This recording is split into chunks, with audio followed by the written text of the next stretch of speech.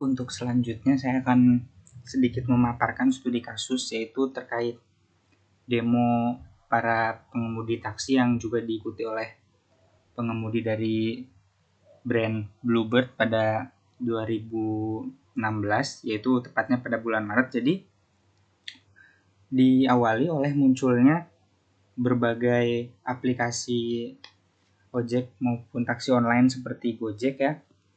Banyak para supir taksi yang mengeluhkan karena penumpang mereka beralih terhadap layanan online tersebut.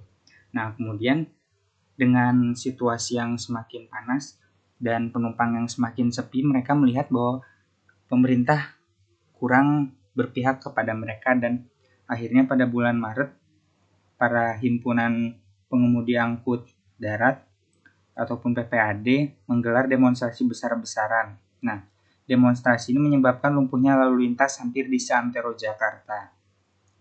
Nah, kemudian sayangnya pada aksi demo tersebut beredar sebuah rekaman kamera yang menjadi viral, yaitu menunjukkan pengemudi taksi berseragam biru dari Bluebird melakukan intimidasi kepada pengendara taksi lain yang tidak ikut berunjuk rasa. Dalam sekejap, netizen menghujat tindakan para supir taksi Bluebird tersebut, dan hal itu kemudian berdampak kepada perusahaan Bluebird sendiri yang mengalami krisis karena image-nya menjadi jatuh gara-gara ulah beberapa oknum supirnya tersebut. Nah, untuk tindakan menangani krisis tersebut cukup baik yang dilakukan oleh Bluebird ini, karena dari beberapa teori yang kita bahas tadi, yaitu instructing information, adjusting information, dan management information dilakukan oleh perusahaan Bluebird ini. Nah, untuk instructing information-nya sendiri, setelah pada hari itu juga video tersebut viral, dari perusahaan Bluebird sendiri mereka langsung mengadakan press conference. Mereka mengklarifikasi bahwa kejadian tersebut betul memang ada beberapa oknum dari Bluebird sendiri, oknum supir yang mengikuti demo tersebut. Nah, untuk mengatasi krisis tersebut, mereka melakukan instructing information kepada stakeholder mereka, yaitu supir taksi Bluebird ini, untuk tidak kembali ikut dalam demo tersebut. Mereka diperintahkan untuk tetap beroperasi dan melayani penumpang seperti bagaimana mestinya. Nah, untuk kemudian pada adjusting information, mereka mencari sebuah solusi bagaimana agar stakeholder mereka, itu supir-supir ini, mereka tetap mendapatkan penghasilan yang aman.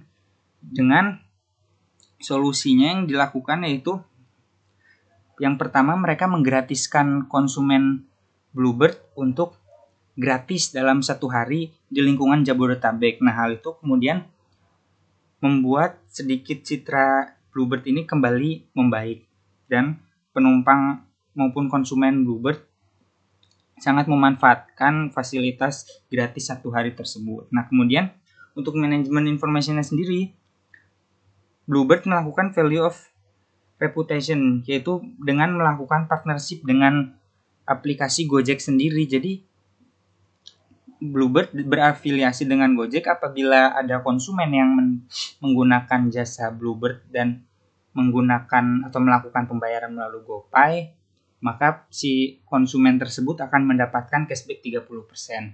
Nah, ini juga menjadi suatu keuntungan bagi konsumen dan juga Bluebird, karena dengan begitu konsumen merasa menjadi tertarik untuk menjadi konsumen Bluebird sendiri karena adanya cashback 30% itu.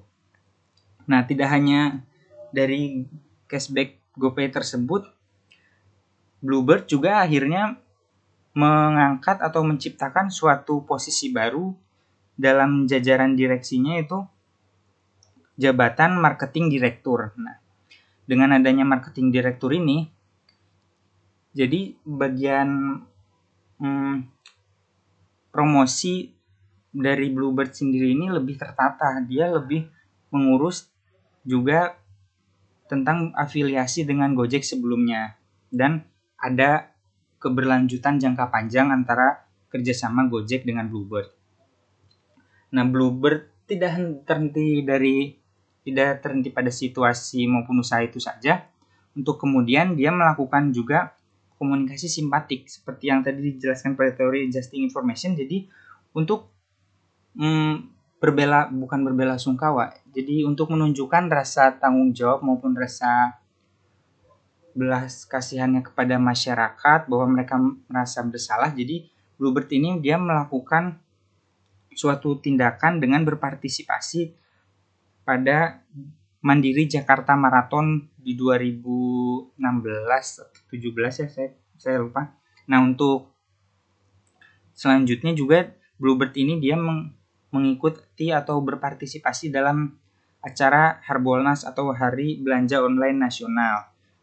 Nah, kemudian strategi untuk memperbaiki image Bluebird ini ditutup oleh pernyataan dari petinggi Bluebird yang dilakukan melalui media iklan di YouTube tentang permintaan maaf dari pihak Bluebird terkait krisis yang terjadi beberapa lalu begitu. Jadi bisa dikatakan manajemen krisis yang dilakukan oleh Bluebird ini berhasil begitu. Terima kasih.